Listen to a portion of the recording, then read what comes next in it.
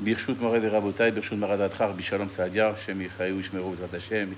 Ce jour, il va être les doux, Ishmat, Agabay Aneman Gaston Ben Yamina Ma'atouk, Ben Yasmina Veshalom Sayada, et la Rabbanit Flecha Sayada Bat Arav, Rouch Abraham, Bezrat Hashem, Vegam, Léno Nishmat, qui voulait qu'on inclue qui et Bichabod. Shem Tov Ben Israq Selam, Begam Denis Colette Bat Fortuné, Shayom Shnat Kudata, et Zaza Partouche, Lucette Partouche, Begam Léno Nishmat, Gérard Ben Yitzhak, Nishmat Alimori David Shimon Ben Hasiba, Léno Nishmat Yitzhak Ben Avraham Mishpachat Selam, Nishmat Solange Shulika Bat Masouda, chez Ishmatam Tzora Betzora Chaim Bezrat Hashem, Bechol Nishmat Israël. Alors, je vous réponds, madame. Amen. Votre question, voilà, justement. C'est marqué que, des fois, on ne comprend pas, des fois. C'est marqué que Kadosh Baruch Hu, c'est marqué Tzadik Ve'asharu, Atsur Tamim Pa'olon. Kadosh Baruch Hu, il est droit, il est tsour. Le Midrash, il dit le mot tsour, c'est rocher, mais également c'est tsayar. Tsayar, c'est quoi? C'est quelqu'un qui dessine. À l'instar de quelqu'un qui fait une œuvre. Au début, on ne comprend pas. Il fait un trait par-ci, un trait par-là. Mais à la fin, on voit qu'il y a un croquis. On voit qu'à la fin, tout était clair. Donc, c'est le parcours d'un homme dans ce monde. Il y a un trait par-là, un trait par-là. Mais à la fin, Atsur Tamim Pa'olo. Tzadik Ve'asharu. Et on l'a dit la semaine dernière dans Teilim, le Teilim 91, c'est marqué les guides qui Hachar Hashem, Tsuriv Lav Latabo. On doit dire qu'Hachem il est droit. Yachar. Yachar, comment ça s'écrit? Yud, Shin et Resh. C'est droit. Mais si on déplace le Yud, on le met après le Shin, ça vient le mot Shir, chanter. Rabbi Nathan de Breslav dit l'élève de Rabbi Nachman, un homme, un Ben Israël, il vient dans ce monde une seule chose. Pour tout ce qui t'envoie Hachem, tu dois chanter là-dessus. Tu dois chanter, tu dois être des simcha. C'est ça la émouna d'un Ben Israël, tout ce qui lui arrive, il doit voir que du tov. Alors justement, tu déplaces. Mais ça veut dire que quoi? Dans le mot Yachar et le mot Shir, ça veut dire que tu peux que chanter, parce qu'Hachem il est Yachar. Ce qu'il t'a fait, c'est très bien. Ce monde, c'est un Olam Anisayon. Ce monde, c'est un monde qu'on nous nettoie, il faut savoir. On a des nettoyages. Akadosh Baruch Hu, Chaz Vechalila, il ne punit jamais, il corrige.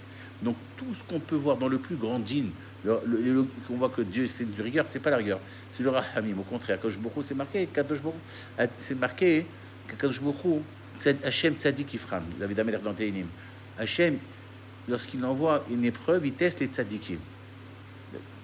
C'est marqué Natata l'elechanes netnosef ipekoshet sela. C'est un Teilim qui dit la chose suivante: tu as donné à ceux qui te craignent comme un étendard. Le mot nes, il a deux connotations. Il y a le nes, le miracle, et l'étendard. Et plus le mât d'un bateau il est grand, plus les voiles elles sont grandes. Donc plus Nisayon, plus on grandit, je vous remets des missions de plus grand, justement, parce qu'Hachem, il sait où on doit arriver. Hachem, il n'aime pas deux choses, ni le sur-régime, ni le sous-régime. Les Avdil Kakel, il a un moteur de Ferrari, et il roule comme une 2 chevaux. Ça va pas. Donc, qu'est-ce qu'il fait à Kadosh Baruch Hu? Il te met une épreuve pour que tu sortes vraiment les poils. Parce que l'épreuve, elle est là pour sortir à l'intérieur de toi tout ce qu'il y a. Souvent, on a des trésors cachés qu'on ne sait pas. On a des trésors cachés qui sont à l'intérieur de nous et on ne le sait pas. On raconte une vraie histoire qui s'est passée. J'ai raconté cette histoire qui s'est passée à Bnei Brak, c'est à vous, j'ai raconté ça il y a à peu près une vingtaine d'années. Une vraie histoire. Parce que je raconte des histoires qui sont... J'ai entendu des rabbanim, mousmachim, des rosh yeshiva. Cette histoire, c'est le Rav Rosenblum Shalita qui l'a raconté, qui est un grand darshan, c'est un grand Talmid Chacham. Il fait une fois par semaine ou 2 fois par semaine, et même plus, des shiurim sur la paracha. C'est un gaon. Rav Baruch Rosenblum Shalita. C'est un gaon Hatsoum. Et il a fait des rachot de 2 heures et tout ça. Et il a raconté qu'une fois, il y avait quelqu'un, Hachem Ishmor, il a eu un accident de travail, il était devenu invalide. Et il ne pouvait pas travailler. Donc malheureusement, il était handicapé de la moitié du corps. Il avait la Inara des enfants. Donc qu'est-ce qu'il a fait? Il a été voir des rabbanim qui lui ont fait une lettre pour l'authentifier qu'il doit ramasser la zdaka et qu'il ne peut pas faire autrement. Donc ça a duré peut-être 2-3 ans. Et une fois, il est sorti, c'était à Bnei Brak, il est sorti du Shtibler, il y a quelqu'un qui l'arrête, il lui dit: tu t'appelles tel et tel? Alors il est surpris, il lui dit oui. Il dit: mais je comprends pas, pourquoi tu as une lettre de ramasser de l'argent? Il dit: parce qu'il lui a raconté ce qui s'est passé il y a quelques années. Il a dit: mais t'es millionnaire. C'était, je crois, après Purim. Il a dit: écoute, Purim, ça vient de passer. Si tu as des blagues, Il dit non, non, non, non, tu es millionnaire, tu n'as pas besoin de ramasser d'argent. Qu'est-ce que tu racontes? Il lui dit, ta maman est encore vivante? Il lui dit oui. Il dit, vous habitez toujours à telle rue à Bnei-Brak, à tel étage. Là, il commence à lui dire, il m'a dit, qu'est-ce que tu es? Il lui a dit qu'il était à la retraite maintenant et que son ancien métier, c'était d'installer des coffres-forts. Il lui dit, son père à la vache à l'homme, quelques temps avant qu'il quitte ce monde, il l'a appelé. Ils ont installé un coffre-fort en cachette, que personne n'était là chez lui, il n'y avait que le père et cet artisan-là. Et il a mis, je ne sais pas combien de, je sais pas, de milliers de, je sais pas, de 800 000 $ ou je ne sais pas combien de grosses sommes. Ils ont creusé le mur et ils ont mis un tableau de tzaddik. Il lui a dit, il y a toujours le tableau de Baba Salé chez toi, là-bas, la salle à manger. Il a dit oui. Il commençait à croire, il a dit, écoute, voilà, tu vas chez toi, la dernière dalle à la salle de bain, elle est un peu branlante, il y a la clé du coffre-fort et tu verras qu'il y a une somme d'argent énorme, il y a peut-être 900 000 $ ou je sais pas quoi, $1 million. Il est parti, effectivement, il a trouvé, ils ont... Il a creusé dans la rue par hasard. C'est Hachem qui lui a dit, il n'y a pas de hasard. Mais ses parents sont vivants, ouais. Il a vu que la mère, elle ne savait pas, il ne l'a même pas dit à sa femme. Ah, d'accord. Et c'est quoi, il n'y a pas de hasard, parce que le mot non, parce que Mikré, il s'écrit comment? Même, Kouf, Resh, He. Mikré. Mais même dans le hasard, Hachem, c'est le hasard en hébreu. Mais le hasard n'existe pas. Même dans le hasard, il y a la signature d'Hachem. Parce que, bien sûr, parce qu'elle existe, vous avez raison, parce qu'elle n'existe pas. Et c'est marqué, dans Mikré, c'est Rak me Hachem, rien que de Dieu. Tout est de Dieu. Même dans le hasard, Hachem, il a signé que ne dit pas. C'est à Kadosh Talé Shimolad. On revient au Teilim qu'on a dit. Il faut Rechaim qui est. On a dit que vous avez dit, on comprend pas des fois. Là, on voit des choses, on prie, on fait ce qu'il faut. Que il y a des petits coups c'est ce qu'il fait. Il y a des choses qu'on doit nous nettoyer. Il y a des choses qu'il y a des gens des fois qui ont fait quelques mitzvot. Donc Hachem il les paye dans ce monde. Donc Akadosh Baruch Hu, il gère très très très bien le monde. Et c'est pas Chas v'Shalom, et ça sert à rien. Chas v'Shalom de cracher au ciel, ça retombe sur soi. Faut pas essayer. Hein. Quelqu'un qui crache au ciel, ça retombe sur soi, donc il ne faut pas essayer. Ça retombe sur soi. Voilà, en plus, ça retombe dans l'œil. Ah bon? Alors, donc voilà, c'est marqué, c'est marqué Ursil, lo yavin et zot. Parce que Kadosh Baruch Hu, qu'est-ce qu'il fait des Rechaim? Il les fait monter, c'est éphémère, c'est comme des herbes qui poussent d'un coup, éphémères comme ça, et puis ça ne dure pas longtemps. Et il dit, et le sot, celui qui n'a pas d'intelligence, il ne comprend pas ça. Et le Midrash, il pose une question sur ce Teilim. Il dit, Ursil lui avin et zot. Si déjà le sot, pas le sot, mon sot, celui qui n'a pas trop de recul, il est simple d'esprit, il ne comprend pas ça, à plus forte raison que le Chacham ne va pas comprendre. Le Midrash dit, si déjà le sot, il ne comprend pas que les Rechaim, ici, on les paye dans ce monde, donc après, on le paye le peu de mérite qu'ils ont, alors, comment le Chacham, il va comprendre? Si déjà l'idiot, il ne comprend pas, alors le sage, il ne va pas comprendre, parce que le sage, il est censé de comprendre. Et la réponse du Midrash, elle est très surprenante. C'est quoi? Le sage, il sait qu'il ne sait pas. Un vrai sage, il sait qu'il ne sait pas. Un sage, oui, parce que la question, elle est, le sot, il ne comprend pas. Mais, donc, si le sot, il ne comprend pas, donc le Chacham aussi, il ne va pas comprendre. Le Chacham, parce qu'il est au-dessus. Mais justement, si déjà un sot, il ne comprend pas, comment le Chacham, il peut comprendre? En principe, le Chacham, il comprend tout.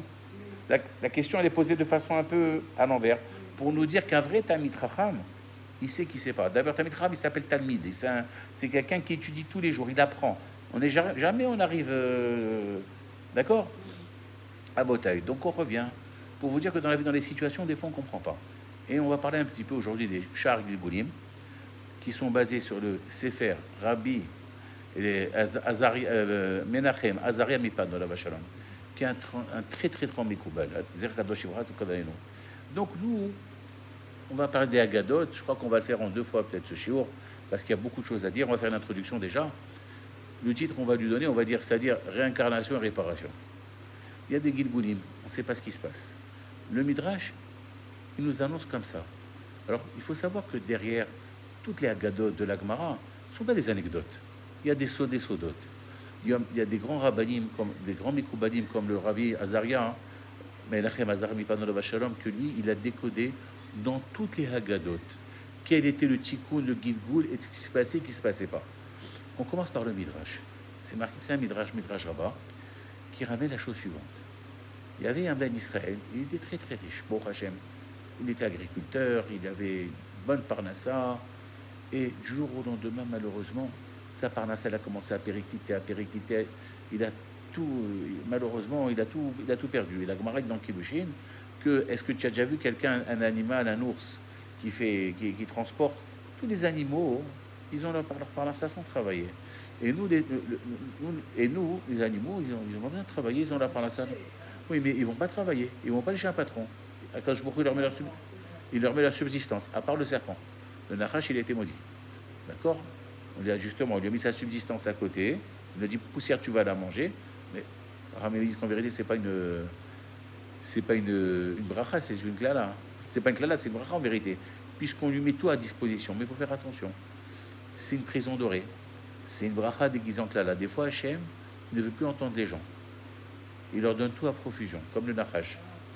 Il a dit, tu vas. Voilà. Kadosh Baruch Hu, il ne veut pas entendre des gens. Donc il leur donne comme des oies qu'on gave, mais ne m'appelle jamais. Tu veux 1 million d'euros, je t'en donne 5. Mais attention, tu viens à la synagogue. Ça, c'est la plus grande des calottes. Kadosh Baruch Hu, il ne veut pas voir. Kadosh Baruch Hu, il veut pas. Il y a des gens, il ne veut pas voir. Alors les gens, ils pensent qu'ils ont la bracha et te disent, oui, mais moi, monsieur le rabbin, mais vous savez, je fais rien. Attention, c'est pas parce qu'on t'a ouvert les vannes que, justement, le peu de mitzvot que tu en te donne ici. Faire attention. Donc, lorsque quelqu'un, la Gemara dit, lorsque quelqu'un, pendant 40 jours, il n'a pas de souffrance, il doit faire très attention. Et ça n'existe pas un monde parfait. 40 jours, s'il n'a pas de souffrance, il faut qu'il fasse attention, il faut qu'il ait peur. Si pendant 40 jours, tout va bien, il est top, je suis relax, je suis très bien, fais attention. Fais attention, c'est que dans le ciel, on ne fait plus attention à toi. Au contraire, plus on te sert, plus on t'entend. Plus on veut de toi, plus on va trouver des épreuves. Donc, cette vache-là, il lui restait plus qu'une vache à ce juif-là. Donc, il n'avait plus de parnassa. La Gemara dit que malheureusement, que la parnassa, lorsque la parnassa est difficile, c'est par rapport à nos avérotes, malheureusement. C'est l'avérote qui font un écran. Donc, la parnassa dépend aussi je parle pour moi, de mes avérotes. Si ma parnassa elle descend, c'est qu'aussi je dois faire attention. C'est un signe qu'on m'envoie, que je dois raffiner. Il y a des cas aussi. Non, je parle pour moi. Moi, je parle jamais des autres. Voilà, c'est une règle, mais je préfère. Quand c'est des choses qui sont pas très bonnes à dire, je préfère dire je parle de moi. Comme ça, je veux accuser personne. Voilà, donc je parle de moi personnellement. Et malheureusement, il lui restait plus qu'une vache, et pour eux, il fallait bien qu'il mange. Il est parti voir un goy, il lui a dit voilà, est-ce que je peux te vendre cette vache? Il lui a dit d'accord. Elle a commencé à travailler. Vendredi, il y a de la 4 nérotes. Quand vous allumez les nérotes, stop. Elle voulait plus bouger. Il l'a frappé, tout ce que tu veux, rien du tout. Samedi soir, le gars, il est parti voir le juif. Il a dit, je comprends pas. Moi, je t'ai acheté une vache, mais une vache qui travaille, pas une vache qui est complètement fainéante. Ce juif-là, à l'époque, les juifs, ils avaient les Israël, à l'époque de la Gemara, ils avaient un gros niveau. Il est parti parler à la vache. Il a dit, écoute, tant que tu étais sous ma propriété, le Shabbat, tu ne travaillais pas. C'est marqué Adam, Metzuvé, Al-Shvitat Behemto. La Gemara, elle explique là-bas dans le Shabbat qu'on dit dans le Kiddush Shabbat, des fois, Vesha, Merum Israël, tu dois faire Shabbat Atar, Vetecha, Vamatecha, Vemtecha. Même l'animal domestique, le Shabbat, je n'ai pas le droit de le faire travailler. Donc cette vache, elle avait pris le pli de Shabbat de ne pas travailler. L'ancien propriétaire, le Ben Israël, il est parti la voir, il lui a dit, écoute, tant que tu étais sous ma propriété, il n'y a aucun problème. Maintenant que tu n'es plus dans ma propriété, tu peux travailler. Midrash t'arrête pas là. Ce gars-là, il a été interpellé. Il a dit, comment une vache qui n'a pas de da'at, elle n'a pas d'intelligence, de réflexion, elle a pris connaissance de Shabbat, elle a pris la conscience de Shabbat. Elle a dit, moi, si je ne reconnais pas la grandeur du Shabbat, je suis encore plus bas que la vache. La Gemara, elle dit, elle continue. Il s'est converti, mais ce n'est pas n'importe quelle version. C'est devenu un Tana. Vous savez, c'est quoi un Tana? Il s'appelle Rabbi Yochanan ben Tartara. Tartara, c'est quoi? C'est une vache en araméen. Pour se rappeler qu'il a fait tchouva grâce à ça, il est devenu un Tana. Il est rapporté 2 fois dans les Yerushalmi. D'ailleurs, Rabbi Akiva, il croyait que Bar Korba était Mashiach. Il a dit, tu te trompes. C'est pas lui. Et Rabbi Yochanan Tartara, il avait plus clair que Rabbi Akiva. Et une autre fois, c'est rapporté qu'ils étaient dans un minyan, et Rabbi Akiva lui a dit Rabbi Yochanan ben Tartara de lire la paracha. Il a dit non, j'ai pas préparé. Et de là, on a pris une halakha qu'il faut préparer 3 fois avant de dire le d'être Balkori. Donc on voit qu'il est rapporté. Ça, c'est la Gemara. Maintenant, Rabbi Menachem Azaram Ipano, il rentre dans le sod. Il dit bon, c'est la Gemara, c'est sympathique, on a pris du moussard, Très bien. Il dit en vérité, c'était qui cette vache? C'était un Gilgoul. C'était la réincarnation de qui? Bravo. De Vashti. Vashti, ça rime bien. Vashti, c'était la vache. Tu te rappelles? C'était Vashti. Et Rabbi Yochanan ben, ce goy-là, c'est quoi? C'était le Gilgoul de qui? De Achashverosh. Maintenant, si on se voit hein? Ben ça, non, c'était pas lui Mashiach. Non, lui, Rabbi Yochanan ben Tartora, Rabbi Akiva, il croyait que Bar Korba était le Mashiach. Et il lui a dit non, tu te trompes, c'est pas lui. Et il avait vu clair lorsqu'il s'est converti. Et c'était devenu un Tana. Maintenant, Rabbi Eliezer Mupano, qu'est-ce qu'il dit? Il dit qu'en vérité, c'était la réincarnation de qui? De Achashverosh. Et la vache, c'était Vashti. Maintenant, il faut savoir une chose. Ce monde, c'est Mida Keneged Mida. On va voir le rapport qu'il y a. Vashti, qu'est-ce qu'elle faisait, Marchema? Elle avait des servantes juives. Elle les faisait travailler Shabbat. Et elle faisait travailler Shabbat, mais à nous dans des vêtements de chol. Dans des vêtements de chol. Ça veut dire qu'on apprend une notion très importante. Le beged de Shabbat, je vous en prie, le beged de Shabbat, le beged de Shabbat, c'est quelque chose de très important. Shabbat, il se marquait Ribato Birsut Nekia. On a un devoir, le Shabbat, de se différencier au niveau des vêtements. Il faut l'honorer avec des vêtements. Il y a des tzadikim au Maroc. Le Rav Atia Lavashalom, c'était un grand Amitra Maraba. Même ses lunettes, c'était des lunettes de Shabbat. Il avait des tenues spéciales de Shabbat. Donc le Shabbat, il faut faire très attention. C'est un Shabbat très important. Kaviachol, c'est marqué, au Vayom Hashevi, on dit dans le Tzer, Nita'ala v'yashav al tiseko. Donc le 7e jour, Nita'ala, il change de vêtements. Ça veut dire change de vêtements. Il passe de Kisedin à Kiserachamim. Ça veut dire le Shabbat, il faut changer complètement. Il faut mettre un vêtement qui est propre et spécifique au Shabbat. C'est la halakha, c'est bien d'avoir un vêtement spécifique pour le Shabbat. Un vêtement propre, c'est dommage. Dans Tarabine, ces dernières années, c'est un peu de la décadence. On voit souvent des gens avec des jeans déchirés et tout ça, c'est chaval. Donc, le Shabbat, qu'est-ce qu'elle faisait? Il marchait Mavashi. Elle leur mettait des vêtements de chol, déchirés. Et ce monde, il mida Keneged Mida. Qu'est-ce qu'il a fait à Kadosh Baruch Hu? Lorsqu'on va se projeter un peu à Purim, Achashverosh, il a fait un festin. Au bout de 3 jours, le vin lui montait à la tête. Et il a demandé de voir sa femme, qu'elle vienne. Elle a refusé, et elle ne pouvait pas venir. La Gemara, elle dit qu'il y avait 2 avis. Ou qu'elle était lépreuse, ou l'ange Gabriel lui a fait pousser une queue. Donc on voit qu'à Kadosh Baruch Hu, qu'est-ce qu'il a fait? Elle les a fait souffrir le jour du Shabbat. Elle faisait travailler les servantes. Kadosh Baruch Hu, il l'a ramené sur cette vache-là. Elle a fait Shabbat chez ce juif-là. Et ce goy Achashverosh, justement, il est revenu, il est devenu comment? Un Tana. Rabbi Nathan ben Tartera. Donc on voit que quelque part, il y a toujours une connotation. Maintenant, ça ne s'arrête pas là. L'agriculteur, le juif. Bon, Hachem, il est resté un bon juif. Mais la Gemara ne parle pas de ça après. On ne sait pas, on ne connaît pas la suite. Non, on nous a donné juste qu'est-ce qui s'est passé, qu'il a vendu la vache. Pardon? Voilà. Et ça veut dire qu'il lui a donné la vache. Et maintenant, maintenant Rabbi Elazar, il vient derrière. Rabbi Elazar ne te dit, c'est quoi ce Gilgoul-là? Cette histoire, elle n'est pas, ça va nous apprendre que quoi? Que quoi qu'il arrive, le mal, il ne peut pas vivre s'il n'y a pas un Nitzutz Eloki. Ça veut dire que dans la sainteté, la force du mal, elle se nourrit avec la sainteté. Ça veut dire que dans toute chose, il y a une étincelle divine. Sinon, cette chose, elle ne peut pas vivre. Donc, comme une étincelle divine, cette étincelle divine, elle est obligée de revenir. Combien de fois dans le monde, on ne sait pas, pour réparer ce qu'elle a fait de pas bien. Donc, Achashverosh, et qu'est-ce qu'ils ont fait? Et Vashti, les choses négatives, ils sont revenus les réparer. On continue. Toujours à Purim, c'est marqué que Haman, il n'était pas content. Pourquoi il n'était pas content? Parce qu'il se procède Mordechai, il se procédait pas devant. Alors voilà, il continue dans son livre Shiara Gilgulim, Rabbi Azarem Pano, qu'est-ce qu'il dit? C'est quelque chose d'extraordinaire. Il dit qu'en vérité, Yaakov Avinu, lorsqu'il a vu Esav, lorsqu'il est sorti après les périls de Shelavan, il a rencontré Esav. Il s'est prosterné 7 fois devant lui. Le Midrash, la Gemara dit en vérité, c'est pas prosterné devant Esav, devant la Shrina. Mais extérieurement, il y avait un Chilul Hashem. il y avait un Chilul Hashem. Extérieurement, ça faisait que quoi? Comme si tu prostais devant Esav. Yaakov, il revient chez qui? Non, sur Mordechai. Mordechai, c'était le Gilgoul de Yaakov Avinu. Et Esav, et Haman, c'était Esav. Donc toi, Yaakov, tu t'es prosterné 7 fois devant Esav, malgré que tu avais des bonnes raisons de le faire. Mais extérieurement, ça a fait un Chilul Hashem. Yaakov au fond de lui. Mais les gens d'extérieur, ils ont pu, alors ils reviennent dans ce monde, ils réparent comment?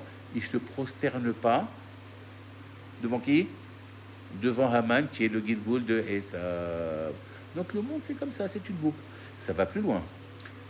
Rabbi Elazar il va très loin. Il dit que Mordechai Tzadik, qu'est-ce qui s'est passé? Il y a 2 choses. Il est revenu. La Gemara elle nous dit une chose suivante. La Gemara elle dit que une fois, la Gemara Shabbat nous raconte qu'il y avait quelqu'un, un monsieur, qui a affronté. Vous pouvez poser des questions si ça va un peu loin. Vous pouvez m'arrêter. Donc il y avait un monsieur. Il a eu un nouveau-né et malheureusement, son femme elle est partie. Donc il n'avait plus de personne, plus trouver de nourrice. Il devait trouver une nourrice. Il a cherché une nourrice partout, il n'a pas trouvé. La Gemara dit que il a fait un S. C'est quoi le miracle qu'il a fait? Il a fait que lui, il a pu donner du lait. Et d'ailleurs, la halakha elle est rapportée aujourd'hui. C'est marqué qu'il y a des taureaux qui donnent du lait. Ça arrive. Le Meiri, dans son livre Kadosh, il ramène ça. Il y a beaucoup de commentateurs dans la Torah qui disent qu'à leur époque, ils ont vu des taureaux qui donnaient du lait. Maintenant, une halakha. On sait très bien que c'est marqué Lotevachel Gedi Bechal Avimo. On n'a pas le droit de cuire le lait et la viande. Ok? Maintenant, cette halakha-là. Est-ce que le lait du taureau, non va? Est-ce que tu peux le cuire avec une viande? Hein? La vérité, oui. Parce que la Torah, elle t'a interdit que le lait de la vache. Mais non, mais marataïn. Mais au niveau de la halakha, au niveau marataïn, c'est sûr, il ne faut pas. Mais au niveau de la halakha, il n'y avait aucun problème. Donc pourquoi je vous dis ça? Parce que ce monsieur-là, que je vous il a fait un S et il a pu donner du lait à son nourrisson. Il y a 2 avis dans la Gemara. Rabbi dit regarde Kamagadol Adamazé. Chacun je crois ça Imones. Comment cet homme il est grand? Hachem il lui a fait un miracle. Un homme il donne pas, il n'a pas du lait. Et il lui a fait un miracle. Et Abaye dit non, Kamambegouni Adamazé. Cet homme, il est méprisant. Pourquoi? Parce qu'il a été obligé, il a oublié Hachem quelque part, de changer le Seder de Maaseh Bereshit, de changer tout le Seder de ce qu'il a fait à Kadosh Baruch Hu. Parce que dans l'ordre des choses, Hachem, dans la prière, lorsqu'il a créé le monde, il a mis la femme, elle doit allaiter, et pas l'homme. Donc lui, il a provoqué quelque part qu'Hachem il fasse un changement, un bouleversement dans Maaseh Bereshit. Mais normalement, dans la Gemara, c'était Mordechai. Si je ne me trompe pas. Non, mais avant que j'arrive, je vais arriver à ça. Non, mais attends, mais je vais arriver à ça justement. Et celui qui a donné du lait pour remplacer sa mère. Oui. C'est Non, c'est un juif comme ça. C'est un juif normal. Mais on va voir qui c'est. On va voir qui c'est. Voilà, hein? C'est un niveau. Mais on va voir qui c'est. C'est pas n'importe qui. Et pourquoi Michila, oui? Il a cherché une nourrice avant. Il n'a pas trouvé. Il a cherché partout. Il voulait prendre une loi de la nature. Il a cherché, il n'a pas trouvé. Hachem, on va voir pourquoi Hachem il a fait un S. Vous allez comprendre maintenant. Vient Rabbi Ipan dans la Vachalom qui lui. C'est Hachem qui a choisi. C'est pas lui qui a supplié Hachem Non, d'avoir non, mais pourquoi il a fait ça, Hachem? Pourquoi il a fait ça? Il est justement. Et il était tellement dans la pauvreté, il ne pouvait pas. Donc Hachem, qu'est-ce qu'il a fait? Il lui a donné la possibilité de donner du lait. Maintenant, Rabbi Menachem Azarem Ipano, le Mekoubal, il dit en vérité, c'était qui ce juif-là? C'était Mordechai. Parce que, écoutez bien, vous êtes là? Mordechai, le Gilgoul de Mordechai Tzadik, ce juif-là. Pourquoi? Parce que c'est marqué dans la Megillah, Mordechai Oumen Ata Hadassa. Hadassa Esther, elle s'appelle Esther aussi, c'était sa nièce. Et elle aussi, elle était orpheline. Donc c'est lui qui lui a donné, qui l'a allaité. Maintenant, pourquoi il est revenu sur ce juif-là, qui a perdu sa femme à la naissance et qui lui était, Hachem l'a fait un miracle. Parce qu'il faut savoir une chose, que Mordechai Tzadik, à la fin de la Megillah, c'est marqué qu'il était adopté, Raoui Lirov Zaro. Il était Ahouv, il était adopté par la majorité du peuple, de la génération de l'époque. Et là-bas, la Megillah, dans la Gemara, elle fait un diouk. Elle dit les rov. Donc, Mikan Sheshmiut. Si tu dis qu'il était apprécié par la majorité, c'est qu'il y a une minorité qui n'était pas pour lui. Qu'est-ce qui s'est passé? Il y a Mordechai Tzadik Alav Shalom. Lorsqu'il a eu sa promotion de vice-roi, il est rentré dans le palais. C'était le Rosh Sanhedrin. Hein. Mais dès qu'il est rentré dans le palais d'Achashverosh, ils ont dit stop. Toi, tu ne peux plus être dans le Sanhedrin. Pourquoi?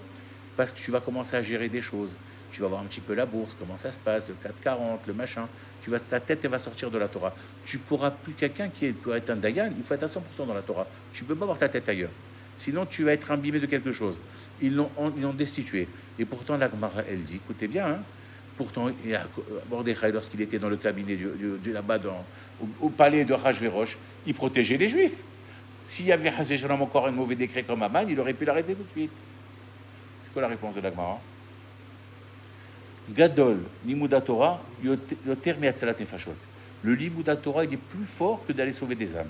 On raconte à l'époque du Chavetz Chaim, Alav Shalom, il y avait des premiers galas qui se faisaient. Et l'hôpital là-bas, il partait en lambeaux, complètement. Alors ils ont été voir le Chavetz Chaim, ils ont dit la vérité. Les murs, ils sont sales, il y a de l'amiante, il y a les lits. Est-ce grave, on peut faire un petit gala, on va inviter des hachérines des riches, et on va faire des dons. À l'époque, ça avait commencé comme ça. Et on va faire on va vers l'hôpital, on va tout arranger. On est d'accord. Ils ont fait un gala, ils ont le Chavetz Chaim, ils ont invité des riches donateurs, et Talmidei Chachamim aussi, qui étaient au collège là-bas. Le Chavetz Chaim, chaque fois qu'il y avait un Talmid Chacham qui rentrait, il se levait, il l'embrassait, faisait s'asseoir à côté. Il y avait des donateurs qui rentraient, des gens aisés, il disait bonjour comme ça, normalement. Un des proches du Chavetz Chaim, il est parti, le Chavetz Chaim.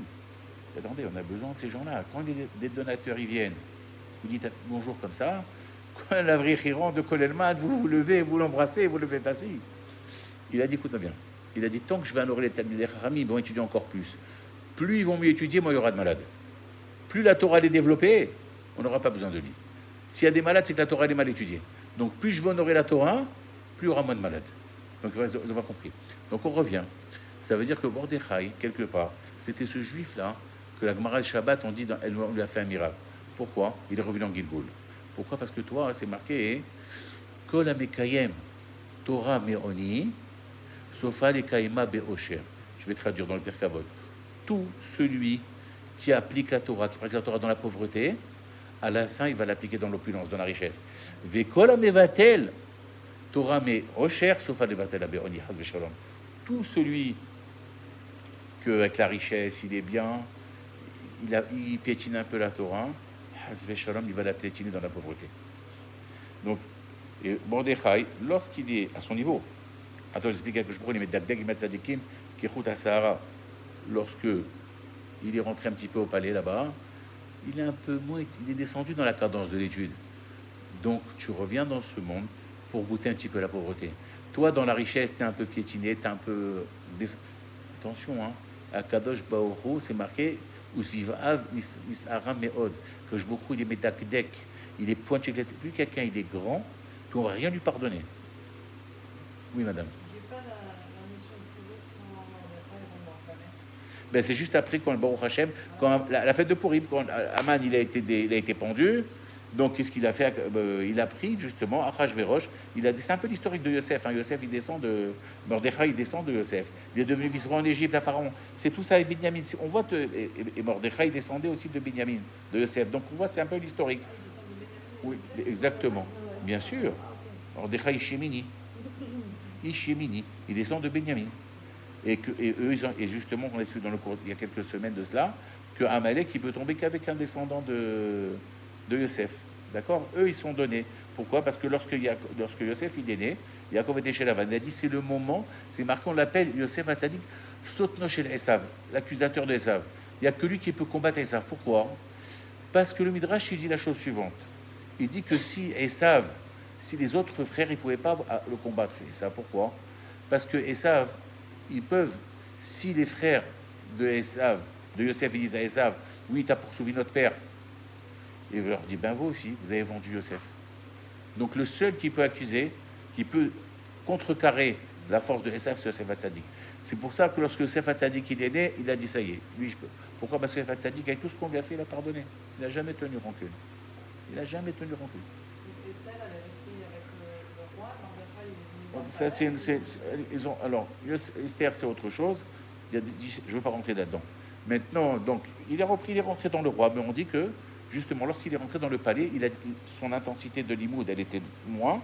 Donc, il est revenu, il a un petit peu délaissé le limoud à Torah, à son niveau. Il revient dans ce monde pour goûter un peu la pauvreté. Il se réincarne en qui? Chez ce juif qui n'avait pas de lait pour donner à son bébé. On lui a fait un miracle. Donc, on lui a fait goûter un petit peu. Toi, tu étais dans la richesse, tu reviens un petit peu goûter la pauvreté. C'est pour réparer l'écart que tu as eu d'intensité. Rabbi Eliezer Hazar Mipano, il ne s'arrête pas là. C'est très beau. Merci. Et il continue. Et il dit, on connaissait tous Rish Lakish. Je t'accouche, c'est lui qui a fait Tchouva. Bravo. Il est un bandit. Voilà, il a fait Tchouva avec Rabbi Yohanan. Il croyait que Rabbi Yohanan, il a fait un bon, il a dit, il était très beau Rabbi Yohanan, à la Vachalom. Et que maintenant, les femmes, des fois, elles le regardaient pour avoir des enfants comme lui. Et ils lui ont dit, oh Rabbi Yohanan, tu n'as pas peur du Hinara? Il a dit non, moi je suis descendant de Tzefat Tzadik. Et tout celui qui est descendant de Tzefat Tzadik, le Hinara n'a pas de choses. D'accord, il y a une ségoula qui dit aujourd'hui que quelqu'un qui recherche à la Hinara, qui doit dire je suis un Imezara de Tzefat Tzadika. Mais attendez, il faut se poser une question dans cette ségoula-là. On n'est pas tous descendants de Tzefat Tzadik. Vous avez compris la question? Comment je peux dire? Alors c'est marqué qu'il faut savoir une chose. Toltodem chez Sadikim le Maaseem. La Gemara elle dit que il y a deux sortes de descendance. Il y a les actions qu'ils font. C'est comparé comme des enfants. Edil Toldot Noah. Noah. Littéralement, voici les tendances de Noah. Noah. Littéralement, c'est-à-dire Noah, il a enfanté Noah. Alors Rashi, qu'est-ce qu'il dit là-bas? Toldotem chez Tzadikim et le Maaseem. C'est quoi les descendances d'un Tzadik? Ce sont les bonnes actions qu'ils font. Les Seder. Et les Toldot Noah. Noah. On revient maintenant. Donc, on revient à Rish Lakish. Qu'est-ce qui s'est passé avec Rish Lakish? Il a épousé la fille De Rabbi la sœur de Rabbi Hanan. Et il y a à l'époque de Rish Lakish, il y avait des Lodim. Lodim, c'était une secte de cannibales. La Gemara, elle parle de ça. Qui, les gens se vendaient à un certain prix. Et à la fin du contrat, il est consommé. Il se vendait pour très cher, il laissait l'argent à des descendants peut-être, mais c'était qu'à la fin, il est consommé. C'était des cannibales. Et Rish Lakish, il est parti. Curieusement, la Gemara dit qu'il est parti.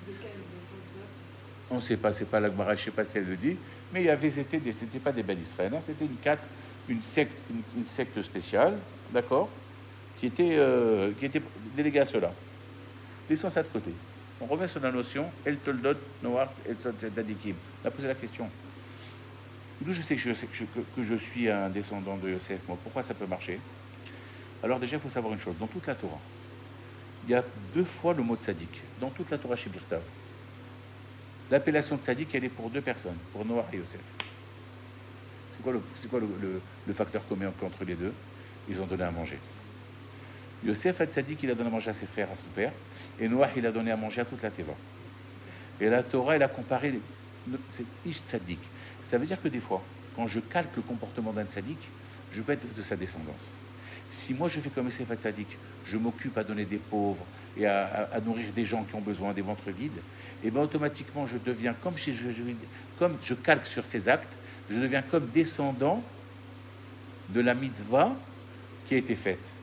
La mitzvah devient comme un enfant, c'est-à-dire je suis comme dans sa filiation, puisque je calque son comportement, il y a 2 personnes qui ont été appelées tzaddik. Dans toute la Torah, jamais vous avez le mot tzaddik.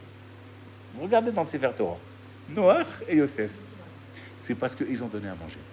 Quelqu'un qui donne à manger, et Berouria, à la fin de Rabbi Meir Balanès, elle était au-delà de Rabbi Meir. Pourquoi? Parce que lorsqu'elle priait, des fois elle était répondue avant son mari. On l'appelle Bibi Balanès, ou le maître du miracle. Oui, parce que la Gemara donne une réponse. Elle dit que lorsque les gens venaient des fois taper à la porte des pauvres, Rabbi Meir leur donnait de l'argent. Il fallait qu'il aille à une boulangerie. Elle leur donnait directement le pain à la bouche. Le pain au chocolat était déjà prêt. Tu n'as plus qu'à faire maisonnette. Si Abraham ne pouvait pas manger aux gens, les invités, Bien sûr. alors pourquoi on l'appelle pas Abraham? Tu poses une très bonne question. Il avait fait une tente avec Mais tu poses une très bonne question. dans les 4 directions. C'est une très bonne question que tu poses. C'est vrai, on aurait dû l'appeler tzaddik. Alors peut-être la différence quand je vais avoir la réponse. C'est que Abraham dans une condition. C'est que tu pries, que merci Hachem. Peut-être le Noah. C'était Chinam. Il ne demandait pas de retour. Voilà. Peut-être pour C'est ça. pas retour, c'est pas retour après. Si, il va demander Bah, tu dire peux faire. c'est Hachem, Moi, c'est bien, c'est quelque part. C'est normal de dire merci Hachem. Voilà. C'est normal Et de dire merci Yosef, Hachem. Yosef ne demandait pas. Et ni Noé. Noah, il a fait directement. Peut-être c'est pour ça. Peut-être aussi, mais dans la Torah, c'est marqué que deux fois de sadique. Si tu vérifies, c'est une bonne question, on va creuser. C'est une très bonne question que tu as posée. Razak. Razak ou Baruch. Alors, on va synthétiser. On a combien de temps encore? Ah, d'accord, parce qu'il est déjà 1 heure. Alors, voilà, on continuera Botat. Donc, Rish Lakish, qu'est-ce qu'il a fait? Il a été se vendre carrément au Loudim. D'accord? Et Rish Lakish, c'était un birion de la Inara, il était très, très costaud. Mais, au bout d'un mois, ces Loudim, là, ces cannibales, ils avaient fait une clause. Tu as le droit à un dernier souhait avant qu'on te tue. Tu dis, est-ce que Zama, le souhait du condamné? Il leur a dit, ça vous dérange pas, mon dernier souhait, c'est que chacun, je vous mets une gifle, à chacun. Ils étaient peut-être 40, il avait tellement... La Gemara, elle dit, chaque fois qu'il donne une gifle, il tue les personnes. Alors la Gemara pose la question. Elle dit, je comprends pas, Richard, c'est ce qu'il a fait. Il s'est mis en danger. T'as pas le droit de te mettre en danger. Imagine que, bon, sur les 40, en 39, t'en as tué, le dernier, il n'est pas mort, il va te tuer. Puis c'était le contrat. Viens, Rabbi Menachem Azaria Mipano, dans Shara Gilgulim. Il dit, vous savez, c'était qui, Rish Lakish? C'était le Gilgul de Mordechai encore. C'est pas fini, il a fait un pourquoi. Parce que Mordechai, il a mis tout Israël en danger. Lorsqu'il ne s'est pas prosterné devant Haman, il s'est mis en danger. Il revient sur qui? Sur Rish Lakish. Ah oui, parce que il y a différentes... Ah oui, parce que des fois dans un Gilgul, si on a différentes facettes à réparer, donc il faut souhaiter qu'on répare tout d'un coup, mais des fois on ne peut pas tout réparer. Donc déjà, on a vu qu'il y a Mordechai, on va s'arrêter là, on reprend la semaine prochaine, parce qu'il est très long ce cours, hein. Il fait 2 heures. Là c'était juste parce qu'après on va développer, on va rentrer... Ah bon? Donc c'est pas bon, tout ça c'est Shara Gilgulim. Là je vous ai dilué parce que bon, il y a des parties qui font un petit peu peur, j'en parle pas, mais c'est quoi? Le titre qu'on va donner à ce cours, c'est réincarnation et réparation. Donc, et Hachem, comme on l'a dit tout à l'heure, il punit jamais. Shalom, il corrige. Donc, tout ce qu'on passe, ce sont des... Hachem, il nous blanchit. Il vaut mieux qu'on nous blanchisse ici qu'à 120 ans. Parce qu'ici, c'est passager. Là-bas, plus on te nettoie ici, mieux c'est. Ici, tu passes ici dans le pressing. D'ailleurs, et le meilleur pressing, c'est Yom Kippour. Pourquoi? Parce qu'on fait 5 prières. On va arrêter avec ça maintenant. Pourquoi 5 prières? Parce que la Neshama, elle est composée de 5 éléments. Nefesh, Ruach, Neshama, Chaya et Chida. Et chaque prière, on fait 5 prières à Kippour, elle te nettoie une partie de la Neshama. Le soir, Arvit de Kippour, c'est le Nefesh. T'as fauté, j'ai fauté avec le Nefesh. Donc Arvit, ça va me réparer. Le matin, Ruach. Donc c'est Shaharit. Moussaf, c'est la Neshama. Mincha, c'est Chaya. Nila, c'est la partie la plus haute de la Neshama. C'est pour ça qu'à l'année Ila, tu peux demander ce que tu veux. La Shrina, elle descend, et c'est un moment très très important où tu peux demander ce que tu veux à l'année Ila. C'est un Edratson, une clémence extraordinaire. Sont ouvertes. Et c'est pour ça qu'on dit 7 fois Hachem ou Elohim, Hachem, Hachem, à la fin de l'année Ila, parce que la Shrina, elle descend, elle remonte les 7 cieux. Donc c'est un moment très important à Rabotai. Donc on synthétise. Donc Rish Lakish, qu'est-ce qu'il fait? Il se met en danger. Rétroactivement, il répare qui? Mordechai. Parce que Mordechai, qu'est-ce qu'il fait? Il a mis en danger. Donc Rish Lakish, il revient et il se met en danger pour réparer rétroactivement le fait qu'il s'est mis en danger. Donc voilà, Bechim Tio. Donc on va continuer peut-être en 2-3 fois ce shiur. Et après, on va faire 4 séries sur Shabbat, mais des facettes non connues. On va prendre des choses de Shabbat, des facettes non dévoilées. Sur Alpi Kabbalah, tout ça, mais qu'on va toujours diluer. Chazak ou Baruch.